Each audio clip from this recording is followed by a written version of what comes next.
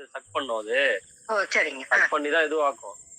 சரி. நம்ம எடுத்த உடனே மாடி மேல போனோமான்னா போ முடியாது. ஒரு ஒரு படியா இல்ல தான் அது மேல போ போணும். முடியாது. அது உண்மதான். ஆமா. அதனால சரியாயிடும். இப்ப அவங்களுடைய நிலை எல்லாமே மாறி போச்சுல்ல. ஆ, ஆமா. கொஞ்சம் மாறி இருக்கு. அவங்களுக்கு மூக்கு சதை வந்து ரொம்ப அதிகமா இருக்குதுன்னீங்க.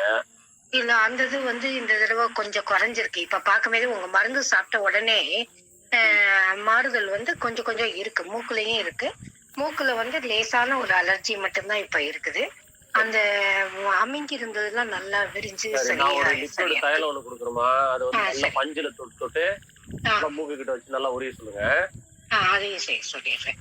தைலம் அந்த எக்ஸ்டர்னல் வெள்ளம் லிக்விட். அவ சொன்ன சார் கேட்கிறப்ப சொல்லிடுமா, அந்த வெள்ளப்படுறது நின்னுடுச்சு எனக்கு. இந்த தடவை வெறும் 2 டிராப் தான் வெள்ளப்பட்டிருக்கு. அதே மாதிரி யூரின் போறப்ப அடிக்கடி அந்த சுருக்கு இது மாதிரி வந்துகிட்டு இருந்துச்சு.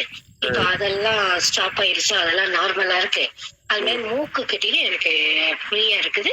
அவன் வயிற்றுல முதல்ல தொடுறப்பயே எனக்கு அந்த மேல குடி கட்டி இருக்கிற மாதிரியே தெரியும். இப்ப தொடுறப்ப அப்படி தெரியல அப்படின்ட்டு சொல்ல எல்லாமே கிளியர் ஆயிடுமா உங்களுக்கு? நீ ஏமா கவலைப்படுறீங்க? இருந்தாலும் ஏன்னா உங்ககிட்ட தெளிவா சொன்னதை சொல்லுங்க. கண்டிப்பாம்மா. ஏன்னா ஃபர்ஸ்ட் அவங்க இது சரியாகுமா ஆபரேஷன் பண்ணக்கூடிய நிலையில தானே இருந்தீங்க நீங்க.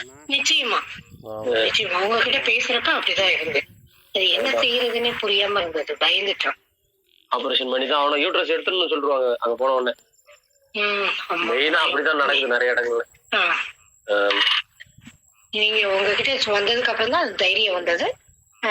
நீங்க சொல்லியிருக்கீங்க 4 மாசம் மருந்து இப்ப சாப்பிட்டது உங்களுக்கு அந்த பிரெக்னன்சிக்கும் மருந்து தரேன். ஆமாமா அதையும் கொடுக்குறேன்.